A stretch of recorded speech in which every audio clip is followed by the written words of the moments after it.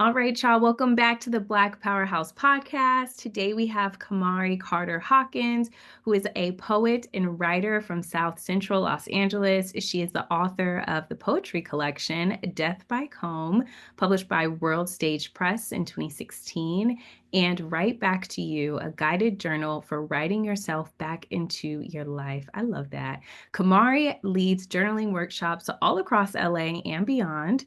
Her poetic works can also be found in Rise, an anthology of power and unity, The Best of Poetry Salon, published 2013 through 2018.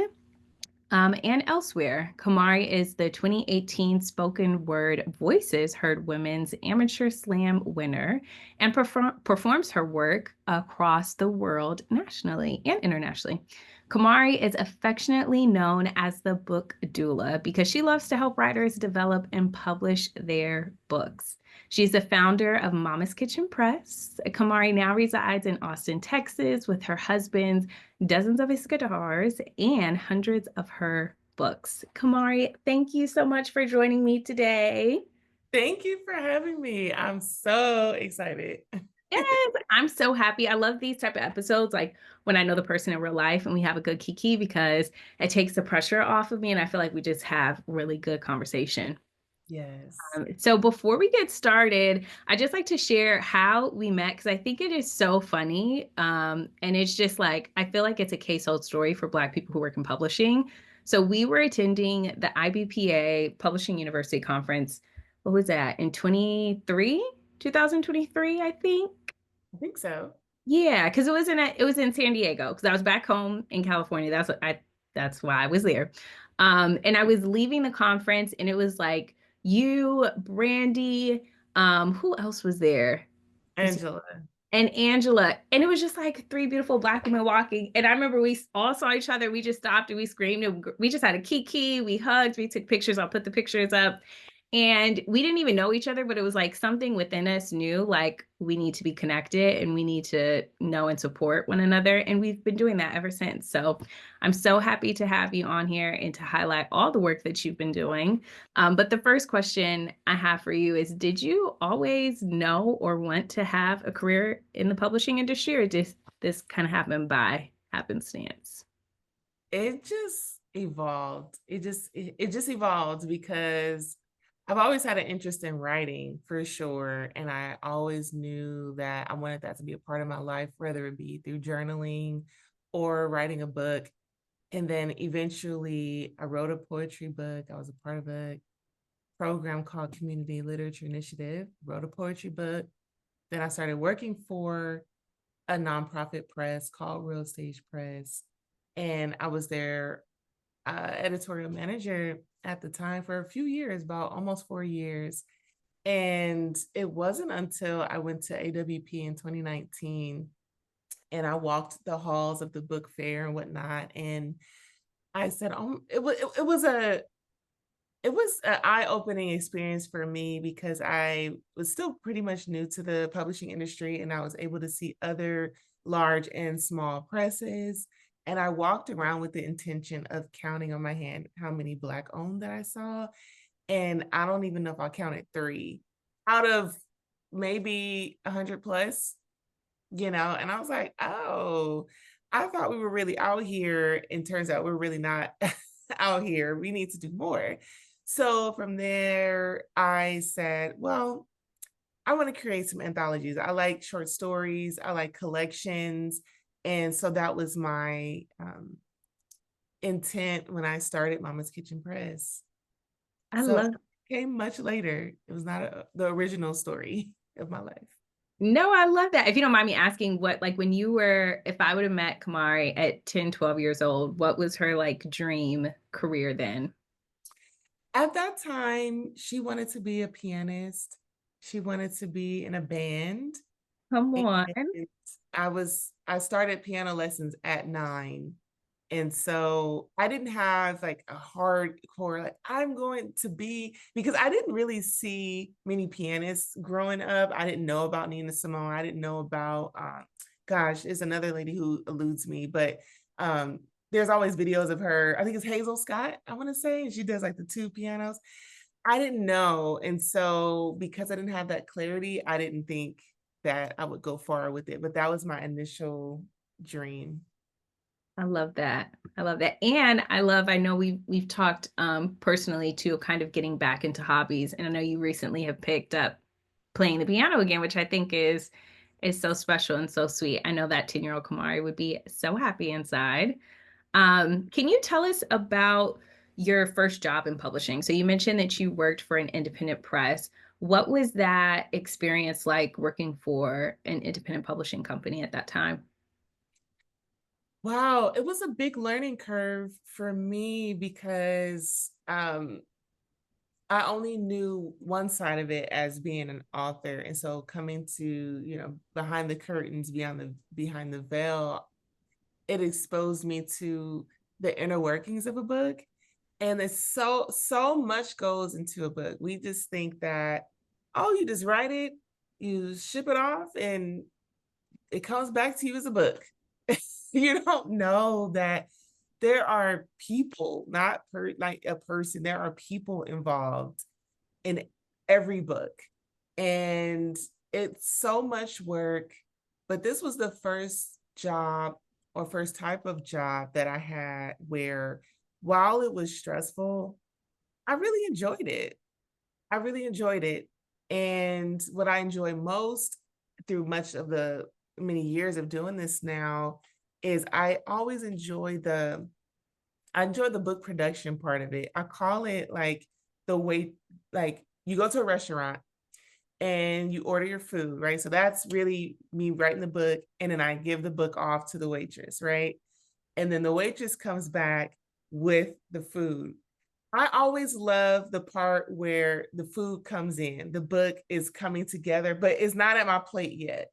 It's Mm. not ready for consumption, it's not ready for distribution. I love the part where I see the book finally coming together, the book cover and then the interior, and I'm like, ah, something's here. So I come to find out that I really like that. And I working with the authors is great too, but if I had to choose, I really enjoy just the production and working with the designer and just putting a little aesthetic sprinkle on it. Yeah.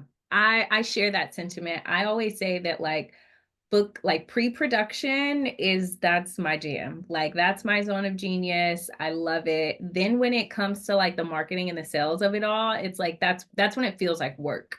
Whereas like the pre-production, it feels more of like the creative. And I wonder, because I feel like you're creative first, correct me if I'm wrong, but I feel like you're creative before you're maybe business. So I feel like that makes, you're able to just kind of enjoy that process. And I feel like that's majority of the people who work in publishing. I always say like every person who has a job in publishing, they're either an author or they secretly want to be an author, like Mhm. or an aspiring, author. So I feel like we're all creatives, which is why we enjoy the work that we do. And so it makes perfect sense that pre-production is like the where you get Thought all of the it skills. that way. I love how you worded that. I never thought of it as that's the creative part, which is why I like it so much. I thought it was more of the work because it can be tedious. You're looking for errors, you're looking for, okay, move this spacing, but I guess that is the creative part of it. I love that. Yeah, it's definitely tedious. Now, like I published my first memoir this year because we majority did children's books, and that's like a whole nother beast. Like that's not my ministry, I will say. But I feel like when you're in pre-production, you get to like there's still opportunity to create the book. Whereas like when you're in marketing, sales, and distribution of the business, then it's just like kind of very cut and dry and like yeah, I'm still working through it, but I totally see that. I'm curious to know, is there anything that like author Kamari maybe was naive about the publishing process, and then when you kind of got the curtain pulled behind and we're in the behind the scenes, what Oh, did what did that look like? Your eyes. but Kamari was so naive. Um, I think one thing that comes to mind the most about being naive is that sometimes we're creating as authors and writers, we're writing these books, we're like, oh man, this feels good. I'm just writing just to write. And we're thinking that it's everyone is going to be interested in that. So what's hard about that is what's hard and liberating. What's hard about it is realizing that not everyone is really interested in what we might be interested in. And you now have to figure out like, oh, who's your audience and what's the theme? What is this about? Is this culturally relevant? And it's like, I just want to write the book. But it's also liberating in that maybe there are some projects that I can create just to create, and it's okay if it's just for me or for maybe some friends or just whatever. So I'm working on trying to liberate my mind and not thinking that everything I create has to be consumable or someone will want to purchase. And so that going into now the publishing, you want to make some type of money or at least get your money back. Your investment back. So you do, unfortunately, when people are like, oh, they get so excited, writers get excited, they're like, I want you to publish my book. I want you to publish my book. And it's hard for me now, like the two sides war, the author Camari and the press Camari, because all the Kamari's like, oh my gosh, that is a great book idea. It's so quirky and unique. But then the press Kamari's like, oh, who's gonna buy this? Are you gonna sell it? Are you marketing yourself enough? And so it's a hard dance It's a to. very it's a very hard dance. It is. It's because I mean, as an independent press, we're turning down more books than we are able to pick up because we have to wear that hat of like, okay, but who's gonna buy this book? Which is a good segue into I'd love to just kind of hear your startup journey into building Mama's Kitchen Press. First of all, where does the name come from? I love the name. I think it's so unique. Oh, I love telling this story too because it's my heart. I so 2019, I went to AWP, and that was just a little seed, like, oh, this will be fun to do. And then I just left it. And then 2020 came around, and we all know what that was about. And I was in at my grandmother's house, and it was me, my grandmother, and my mom sitting at the table, and I can't remember exactly what we were discussing, but I think it was something really intimate. And then it was just like a voice that just, it's like a mist that just landed in the air and it said, Mama's Kitchen Press. And Mm, it really, while we were at the table talking, and I thought about that moment, how everyone has that moment for the most part, even if it's not with a mother or a grandmother, maybe there's an aunt, someone you love, your family. At some point in our lives, we have that moment where we're in the kitchen and we're talking, and specifically Black people, like we really love the kitchen. Even if you can't cook, somebody can cook, and someone's having a conversation. Someone's like, come over here, let me tell you something. And that's how I want my books to feel. It's like, come over here, let me tell you something. Come mm. home. Let me share something intimate with you. And so my tagline is personal, intimate, heartfelt stories. And then stories affirm our humanity. So that's how the name came about. I love that. That's such a beautiful story. Oh my gosh. And I feel like the process of working with an author is so intimate, similar to that intimate moment that you had at that kitchen table. Like an author is coming to you, especially for debut authors or who haven't gone through this process. A lot of times, the publisher, the editor is the first person that's ever reading their work. And I just love how that's intertwined in the story. I love to switch gears to the Audacious Writers Circle because one of the things that you've also done is you built a community of writers and you've helped them to find community and a space to write together. As we know, writing can be a very lonely and siloed experience, but it seems like you've kind of created this to flip it on the head and to actually say, no, this should be communal. So, how did this start? Where did it begin? And how can people be a part? Absolutely. I feel like once again, my ideas, they have a 2-year gestation process. Because I promise you, like 2 years ago, I was talking with a friend about having a community, but at the time I wanted it to be even smaller, like maybe 5 of us, and all of us are like really audacious and we're pushing each other, and we're, did you write today? Did you go perform? Did you pitch this person? or this organization. And then it kind of fell through. And then I got inspired by doing a business 75 hard challenge, whatnot. And it was so good that I said, and I got so much done in 75 days. And I said, man, I want to do a writing challenge, but I wanted to do 60 days. So it all started off as a challenge. And I said, I want to do 60-day writing challenge. I'm going to do it with this group of writers. Let me just see who wants to do this. And I was only going to do it on that platform for 60 days and then just like, okay, see you later. And we did it. And it was a great turnout. People showed up and they participated in this challenge. And then I said, okay, well, I think we should stay. So now I've been trying to keep everybody together, find different challenges to do. I'm learning them. I started it in September 2024. So it's still very much new. And I like it because it's at the ground floor. I'm like, our members get to see how I'm adding more things in and making it more interesting as best as I can.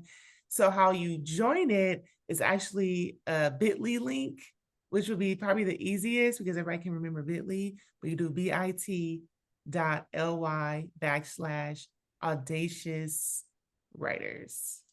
I love it. And we'll put it in the show notes too so people can access it. What do you feel like is the number one reason why writers don't finish their book? Life. Mm, I think that, I read this book called The War of Art by Stephen Pressfield. And he talks about resistance and how it comes up whenever you try to change your life. It could be anything. Whenever you try to work out, you want to get a new job, you want to eat better, you want to write a book. It's almost like you get challenged.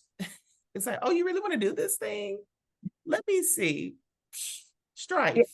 yeah, Strife, and then it just happens. And that's number one. I think sometimes I've helped, it's crazy because I say this because when I've helped people with their books, specifically even self-published, more so because they're really taking on this investment, really taking it on.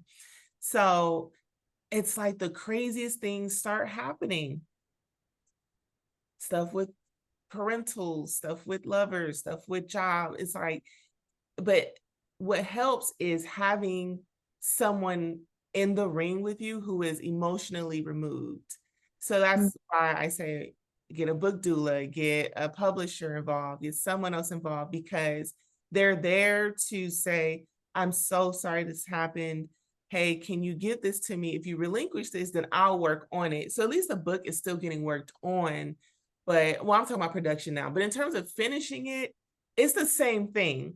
Finishing the draft of the book, you really have to have community. I think you really have to have someone, even as an accountability partner for the Audacious members. What we do, Audacious writers, we have the community chat, and I try to say, hey, just pop in there. What's going on? Are you writing? And then hopefully someone else can come in there and say, okay, you got this. Just having that cheerleader by your side really helps. Knowledge, and that maybe sometimes you're trying a new genre and you just really don't know what you're doing. You need some knowledge. But those are my three things. Life gets in the way, but community can help you overcome it, and knowledge if you have a knowledge gap. I love that. I joined the group late last year, and I was part of the last 60-day challenge that you did. And I love the way that you did the challenge because it was not just to write every day, but it was also to read a craft book, which I had never thought of, but which is so smart because yeah, you may have a really good story, but maybe you, or excuse me, maybe you don't know how to like put that story together. And in writing and reading the craft book at the same time, and then having the accountability of I have to tell this group like how many words I put down today and did I get my words in today, or did today wasn't a good day.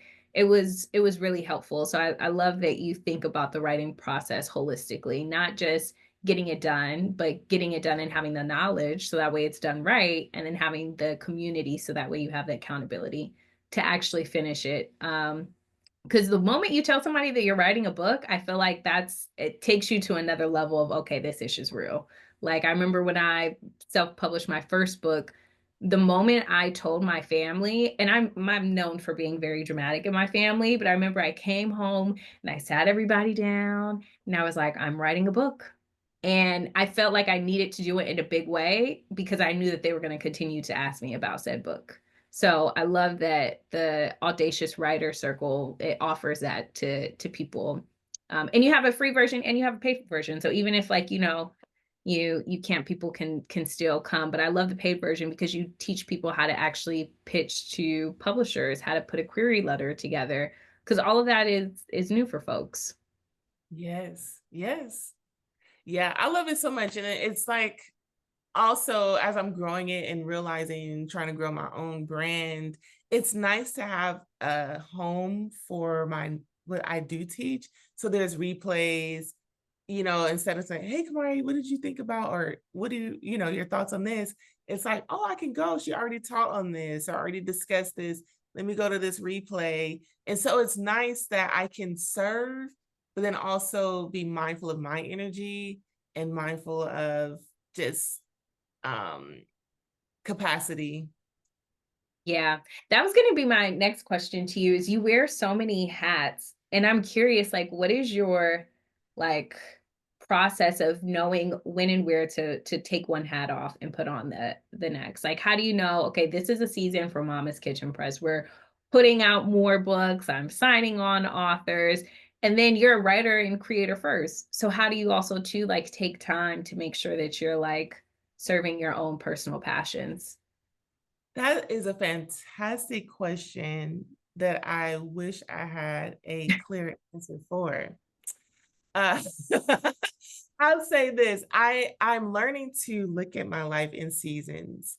Mm. And but before there were seasons, there was a routine I tried to do. And the routine is if I can just get up in the morning and journal or write. So I used to keep a like a big journal by my desk after I did by my bed after I did The Artist's Way. I did The Artist's Way by Julia Cameron.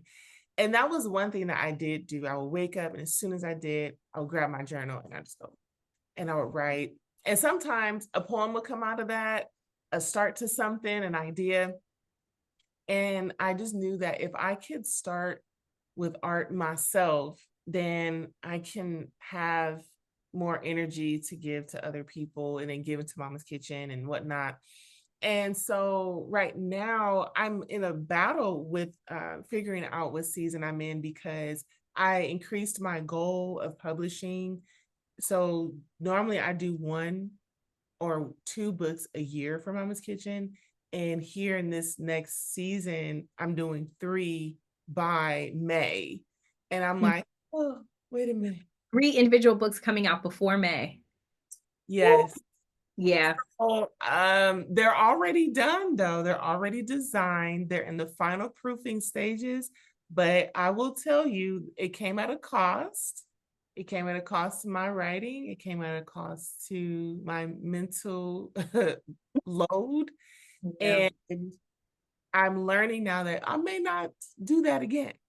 Um, there may not be another season for that for a while until I can put some things in place. But Yeah. self-awareness is the biggest thing when it comes to navigating many hats Mm. and taking that moment to realize, okay, what are you doing? Does this feel good? What do you need to stop? So come May, I will be reevaluating my seasons and say, okay, I tried this. What are we going to do? So just always being willing to study yourself, be self-aware, and make those pivots. Yeah. I love that. I think that being an audacious person, being an ambitious person, the key to doing it all is the self-awareness. Like you have to have some form of like check-in with yourself because you'll look up and a whole year will go by and you're wondering why you feel burnt out and depleted and why you want to cut everybody out. But it's like, babe, you need to check in with yourself the whole year. There was no moment to stop and reflect and see like, hey, is this working? Is this not working? I don't know who I got this from. I'm like, did I get this from you? I seen this from somebody online. I feel like maybe it was you. I can't remember. But somebody was saying to do a check-in with yourself every month at the end of the month to kind of go back and see like what your yearly goals are, and to take yourself on a day. If you need to romanticize it, but have a moment where you journal and you look back at that month and you say, okay, how did I show up every day this month? Was it in alignment with the goals that I set for myself? Or, did I go a little too far on one end? Do I kind of need to reel it back on the other? And what are we? At the time we're recording this, we're in mid-March, and I did mine for February. And I was just like, oh, this was the missing piece. Like I was making all these plans for myself and never checking in with myself until maybe at the end of the quarter, most likely halfway through the year, like at 6 months. So I think that the self-reflection and self-awareness is key for creatives and for those of us who wear many hats or aspire to. I love that you said that because I'm telling you, just yesterday, I said, wow, I've been talking with two different friends about this, but just yesterday, I decided that I want to do a report. So my day to day, I do work in social media and we do these end of month reports, these analytics for our clients. And I have a friend who works in social media as well. And she's like, we're not tracking our lives like we would do our client accounts. Why don't we create a report at the end of the month? How did it go? And not just for social media, like our own lives. Where were our highs? Where were our lows? How are we feeling? What did we learn? What do we want to stop doing? So I love that you said that. And that's something I want to put into practice like now. Yeah, come on, reports. Yeah, what happened to our report cards? We need to bring that back, okay? Heck. Adult report cards. Oh my gosh, I love this, Kamari. Okay, my last question for you, and this is just because we're both in the independent publishing game, and I feel like it's such a nuanced experience. If you could change anything about the way the independent publishing works, and I know this was not on the outline, so I'm really putting her on the spot, y'all. But if you could change anything about the way the independent publishing works, what would that be? If I could change anything about the way independent publishing works, oh my gosh. I just Oh, handed you a wow. magic wand and I was like, girl, you could change it. You could fix it. Whatever it is, it's no more.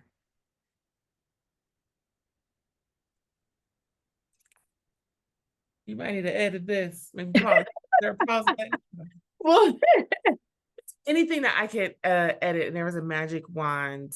Uh, I would probably, I love what you said about it's sad that as independent publishers that we have to take on less because of just the amount of work and the finances, the marketing and all of that. So I would maybe change that. I wish that we could be more like the big five and we could take on more creative projects, more important work because chances are independent publishers, we are really doing the more important work, yeah. grassroots, more very important voices. So I would change that and that maybe the structure of it so that we can have more writers being published. Yeah. Yeah. No, I love that. What I'm hearing is we need to increase our capacity because we can't do it all.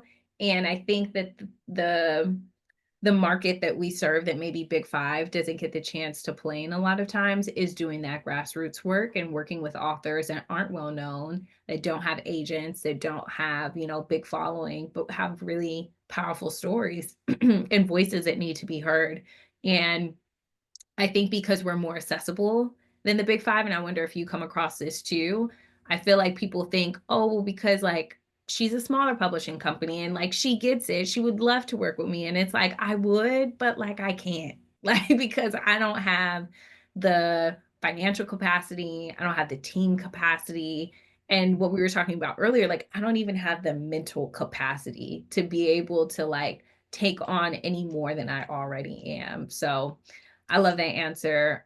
Is there anything else that you would love to share with the listeners? Tell us where they can follow you, where they can find you, how they can connect with you. Absolutely. Anything I would love to say.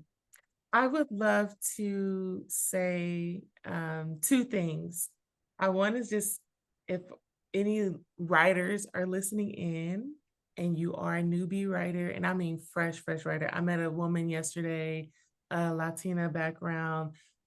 She looked to be maybe like mid to late 40s, and she was just writing, and she was like, she felt nervous to like share because she was speaking in her native tongue. And um for those that are of indigenous background, Black, I think it's okay. I just want to empower you to talk in your tongue. And that means even if it's African American vernacular, Ebonics, how we used to call it, Spanish, Spanglish, I think those types of voices get shunned as if, oh, no, no, no. We start apologizing because we use the word ain't, we use be, we use these different words. And I want to just encourage you to talk in your native tongue, talk the language that you know, talk the the intimate conversations you have in your kitchen, in your grandmother's room, and you'd be surprised who really resonates with that. And I just feel like decolonize your tongue. Just say what you need to say. That's number one. And then number two, please connect with me. I hope that you can join the Audacious Writers community, follow Mama's Kitchen Press. We have more books coming out. And follow me as a writer, Camari Carter Hawkins. I'm on all of the socials at Camari Creative. And buy all the books. We're independent. We need. Buy the books directly from us. Please don't go to Amazon. Please, if you have to, bookshop, but buy directly from your publisher, from your Yes. independent publishers, please. I love that. Thank you so much, Kamari. Decolonize the tongue. Wow. I'm so glad that you said that, and then I'm wrapping up soon. But I'm reading The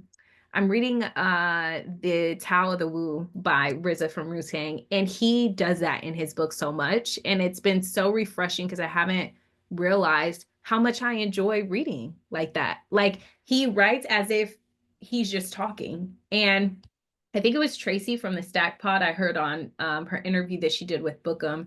She was like, I enjoy writers who write as they talk. And yeah, we need more of that. And I think publishing can kind of feel very like a snobbish place, like, oh, you have to use all these big words and you have to, have such, eloquent speaking and writing. And it's like the reality is like readers, we really just want to hear it straight like it is. So I love that you share that, and I hope that it resonates with all of the writers out there. And if you need more inspo like that, check out the Audacious Writer Circle, because that's where you're going to get it. Kamari, thank you so much for joining me on the Black Powerhouse podcast. I'm so honored to know you and to call you a friend and a colleague in this business, and so grateful that you shared your time and wisdom with us. Thank you so much, Leah. I appreciate you and adore you so much. Thank you for having me. You're welcome. All right, y'all. That's it for today. I hope you'll have a great rest of your day, and subscribe and share this podcast with someone who feel like it needs to hear it. Thanks so much.